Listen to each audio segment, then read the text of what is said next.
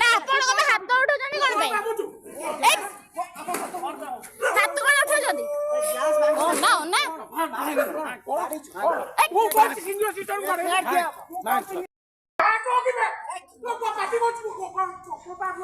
ଆପଣ କଣ ହାତ ଉଠାଉଛନ୍ତି କଣ ପାଇଁ?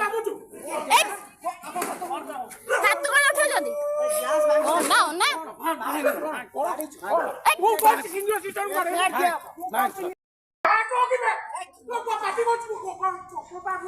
ଆପଣ କଣ ହାତ ଉଠାଉଛନ୍ତି କଣ ପାଇଁ?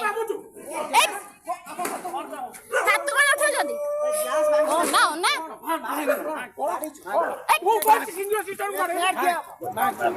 ମୋ ନାଁ ମଧୁସ୍ମିତା ବେହେରା। ମୁଁ सर्कल 2 ର ସୁପरଭାଇଜର ଅଛି।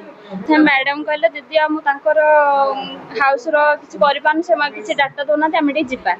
ତାପରେ ସେଠୁ ମୋ ଦିଦିଙ୍କୁ କହିଲି, ସେଠୁ ପୁଣି ଆସିଲୁ ଆମର ମୋ ଉପର ଅଫିସରଙ୍କୁ ମୁଁ ତାଙ୍କୁ ଜଣେଇଲି, କହିଲି ସାର୍ ଆଉ ସେ କ'ଣ ଡାଟା ଦେଉନାହାନ୍ତି ଆଉ ଡରୁଛନ୍ତି, ଆଉ ସାର୍ ଆମେ ମିଶିକି ଯିବା। ସେଠୁ NS ଅଫିସ୍ ଆସିଲୁ। ସେଠୁ ବୀରେନ୍ ସାର୍, ଦୀକ୍ଷିତ ସାର୍, ମୁଁ ମ୍ୟାଡ଼ାମ ଆମେ 4 ଜଣ ଗଲୁ। ସେ ଯେଉଁ ତାଙ୍କ ନାଁ ନିପତି, ତାଙ୍କ ଘରକୁ ଗଲୁ।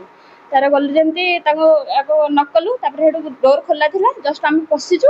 କାହିଁକି ଆମ ଘରେ ପଶିଛ, କାହିଁକି ଆମ ଘରେ ପଶିଛ କହିକି ଆମର ତ ଅତର୍କିତ ଆକ୍ରମଣ, ବାଡ଼େଇଲେ ସମସ୍ତଙ୍କୁ। ତାଙ୍କ ବାପ ପୁଅ 3 ଜଣ ଯାକ ଆକ୍ରମଣ କଲେ। ତାପରେ ପଥର ଉଠେଇଲେ, ବାଡ଼ି ଆଣିକି ମୋ ଗାଡ଼ି ପୁରା ନଷ୍ଟ କରିଦେଇଛନ୍ତି ପୁରା। ଆଉ ମୋତେ ମାରିଛନ୍ତି ଏଇଠି, ମୋର ଏଇଟା ଖାଲି ଜଳାପୋଡ଼ା ହେଉଛି, ଖାଲି ଫୁଲି ବି ଯାଇଥିଲା, ଏବେ ଟିକେ କମିଯାଇଛି। ସାର୍ଙ୍କର ଭାଙ୍ଗି ଦେଇଛନ୍ତି ମୋବାଇଲ। କ'ଣ ଆମକୁ ନ୍ୟାୟ ମିଳୁ? ଆମେ ତ ସରକାରୀ କାମରେ ଯାଇଥିଲୁ ନା, ଆମେ ତ ତାଙ୍କ ସହିତ କିଛି ଆମର ସମ୍ପର୍କ ସେମିତି କିଛି ବି ନାହିଁ। ଆମେ ତାଙ୍କୁ ଚିହ୍ନିନୁ, ଜାଣିନୁ। ସରକାରୀ କାମରେ ଆମେ ଯାଇଛୁ, ଆମକୁ ଏମିତି ଭଳିଆ ଆକ୍ରମଣ ହେଲା, ଆମେ କ'ଣ କରିପାରିବୁ?